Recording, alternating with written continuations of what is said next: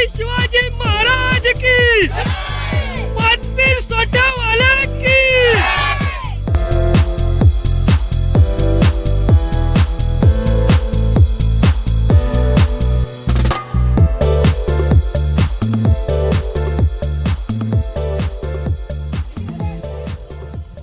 नमस्कार मंडळी, मी विकी तुमचं स्वागत करतोय भटकंतीत विकी या यूट्यूब चॅनलमध्ये। तर आज आपण आजूबाजूचं वातावरण बघून तुम्हाला समजत असेल की आपण कुठे आला ते आपण आला गावाला। आपल्याकडे गुढीपाडवा उत्सव असतो आज, आणि गुढीपाडवा उत्सवामध्ये रथ उत्सव असतो आणि गुढी उभे केल्या जातात घरासमोर, आणि कशा प्रकारे रथ नाचवला जातो किंवा या रथाबद्दलची माहिती ही तुम्हाला या व्हिडिओमार्फत पाहायला मिळेल। तर व्हिडिओ पूर्ण बघा, आणि चॅनलवरती नवीन असेल तर चॅनलला सबस्क्राईब, लाईक आणि शेअर नक्की करा। चला तर भेटू आता सभागृहामध्ये आमच्या, आणि पाहूया आता रथाची तयारी कशी चालू झाली ते। आपल्या सर्वांना गुढीपाडव्याच्या आणि नवीन वर्षाच्या खूप साऱ्या शुभेच्छा। गुढीपाडवा हा सण चैत्र महिन्याच्या शुद्ध प्रतिपदेला येतो।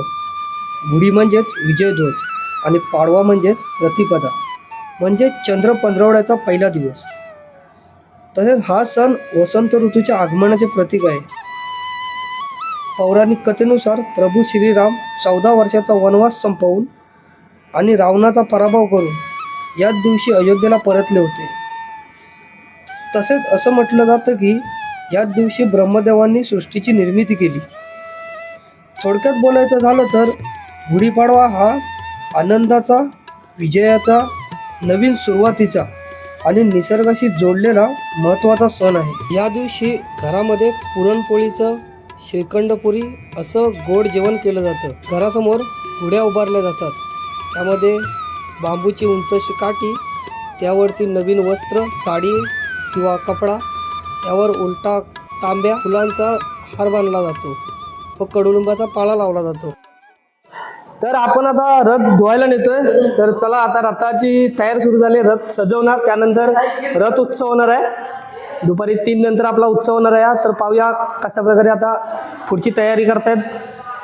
आता मुंबईवरून जी सर्व पोरं दिसत आहेत ते तुम्हाला मुंबईवरून आलेत आज खास रथ उत्सवासाठी, आणि इकडे हार वगैरे याची तयारी चालू आहे।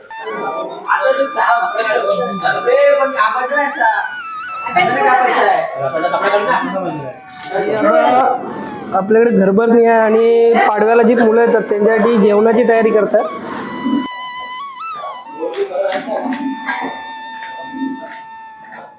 रथ सजवण्यासाठी जे हार वगैरे विणले जातात ते आता विणतायत बसून।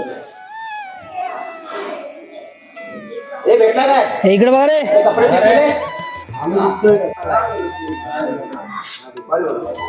हे आपले गौमाताचं मंदिर आहे।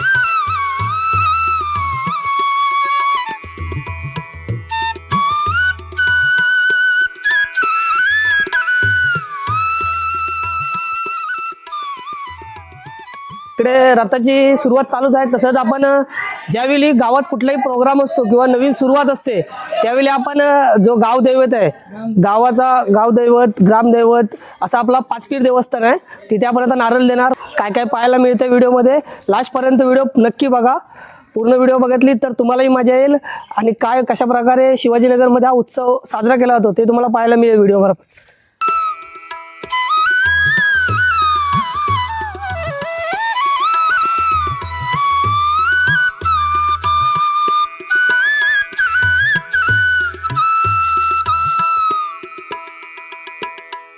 जय देवा कमळशी पंधराशे सोट्याला गाव राखी मुंडे क्षेत्र 5 रस्ता की उभे राहा।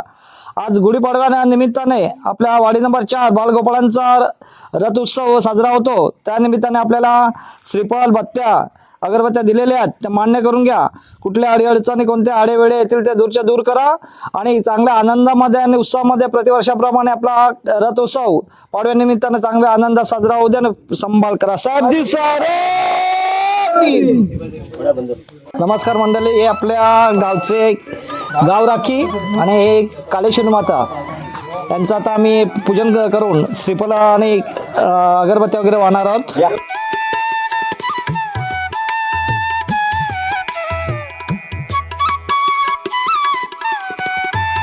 बालुका आणि दरवर्षी जे रथाचे कपडे घातले जातात, सजवला जातो, तो दरवर्षी हेच बांधतात. आणि आता सुरुवात झाली रथ सजवण्यासाठी.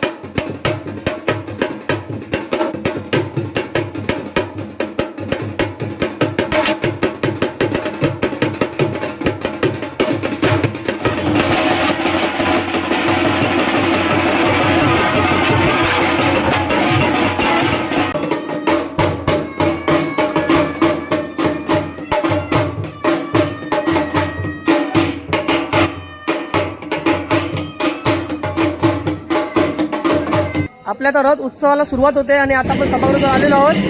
तर पाहूया आतमध्ये सगळं वादन वगैरे चालू आहे. तर आता कशा प्रकारे रथयात्रा निघेल आणि कशा प्रकारे सुरुवात केलेली आहे ते पाहायला नक्की पुढे बघा व्हिडिओ.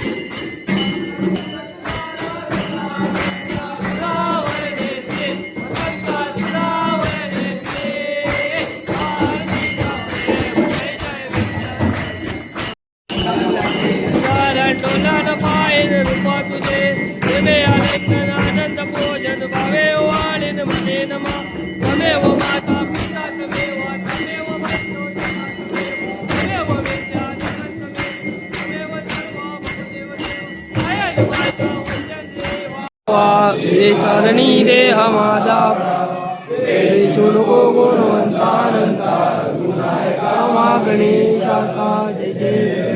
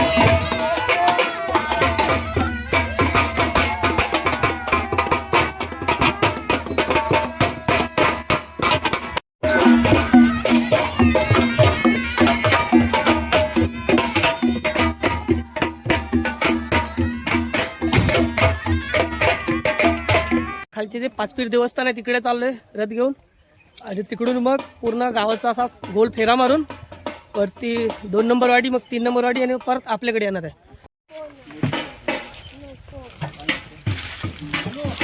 तर हे आपलं पाचपीर देवस्थान आहे इकडे आणि तिथे आपण आता एक नारळ देणार आणि इकडून पुढे.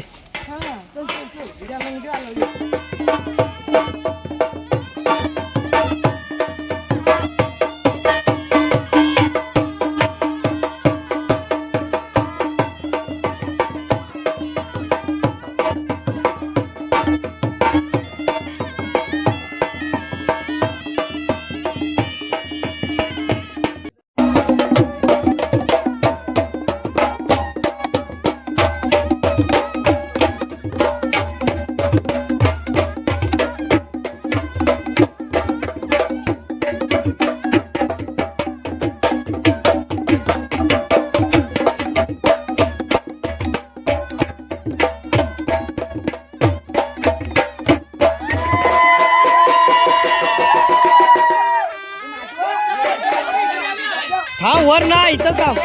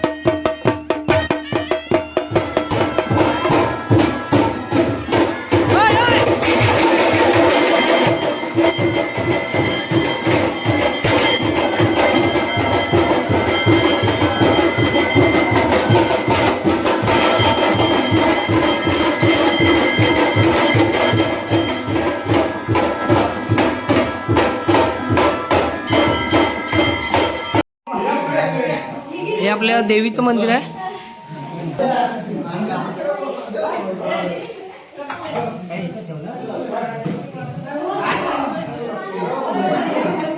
ओके.